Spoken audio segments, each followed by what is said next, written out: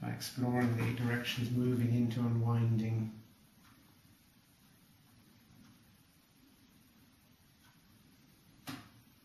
Patterns.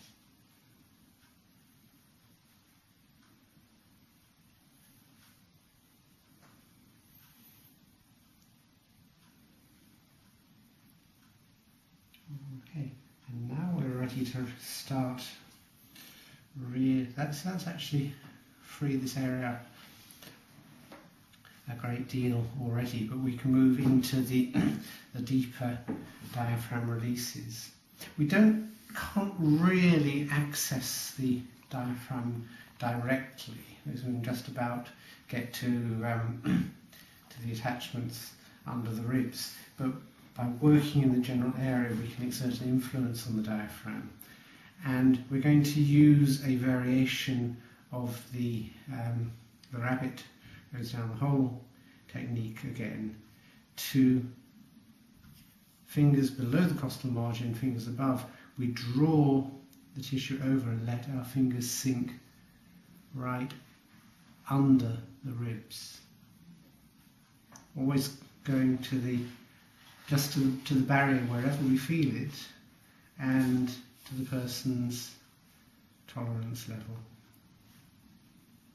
And again, we can wait out the tension, we can go into the 8 directions, find a fascial line of resistance and stretch along it. We can unwind,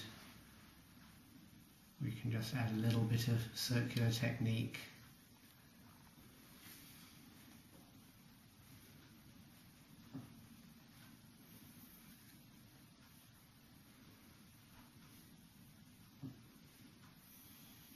And if you bring your hand right down onto the side of the body, with many people you can begin to get the fingers really quite deep under the ribs. Be a little bit more circumspect as you come towards the sternum, as this area can be very sensitive. We need to be very careful with the xiphoid process. We can use a little rocking to integrate that, and we can do the same. You don't need to walk around to the other side of the table. You can actually quite easily and happily do this from either side. And one of the things to pay particular interest and attention to is which side feels more restricted, which side feels more blocked.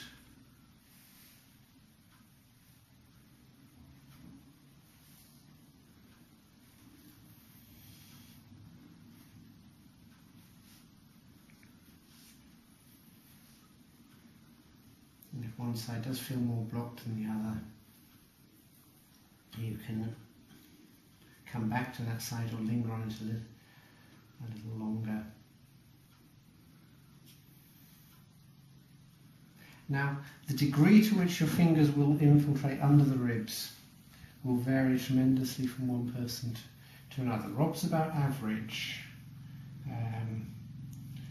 which, in terms of where he was when he first came to see me as a client, who don't mind me saying this to him, a few years ago, is enormous progress.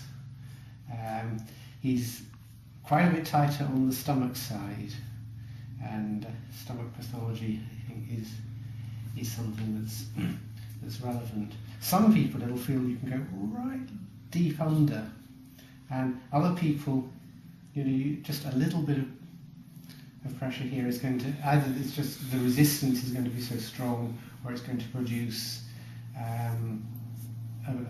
a tenderness that is too much, so you're only going to go a little way. So don't expect to get the same degree of sliding under with everyone. Now, the next technique is quite intensive, and it works very well for some people and not so well for others. And if the person is obviously uncomfortable with it, then just desist. But you come, so you're facing diagonally towards the feet, slip your fingers under the ribs, and then you just lift the rib cage away a few times. 1,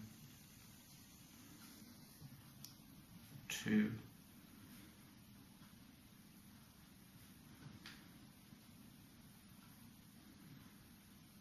3. This you do have to walk round to the other side. Slip your fingers under. 1. You see, I'm actually picking the lower ribs up and lifting them. Don't do, if you haven't been able to get your fingers under someone's ribs at all, don't even try to do this. Maybe someone squeals like a stuck pig when you do it, desist immediately. But it does really open up the diaphragm area. And then to finish this whole little section off, come to here.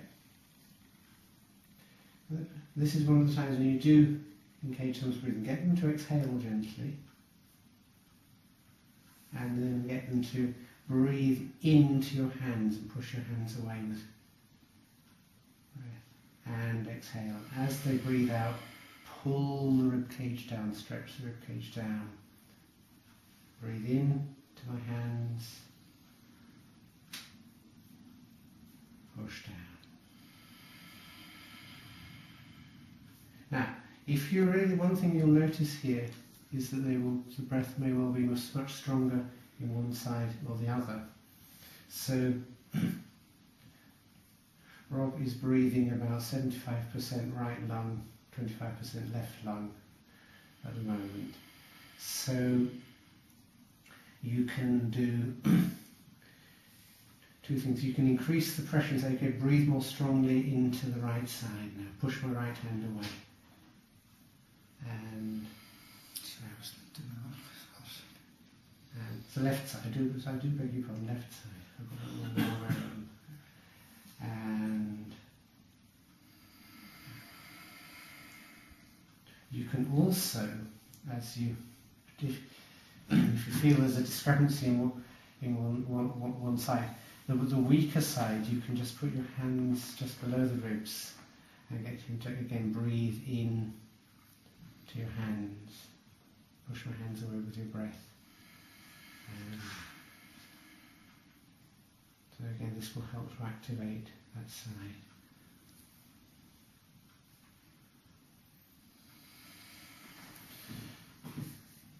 So that's the diaphragm release, which you do after you've done some good horror release.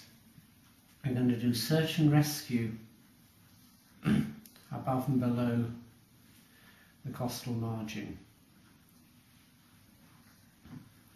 You're going to do unwinding fascial stretches above and below, and then you have drawing the ribs over your fingers, and then you actually lift the ribs away and finish by giving a little pressure, getting them to breathe into your hands, and as they breathe out, really stretch the ribs down. And after anything that's been deep and intense, a little bit of rocking, wave, something like that, just to integrate it, to soothe it. Okay, diaphragm release.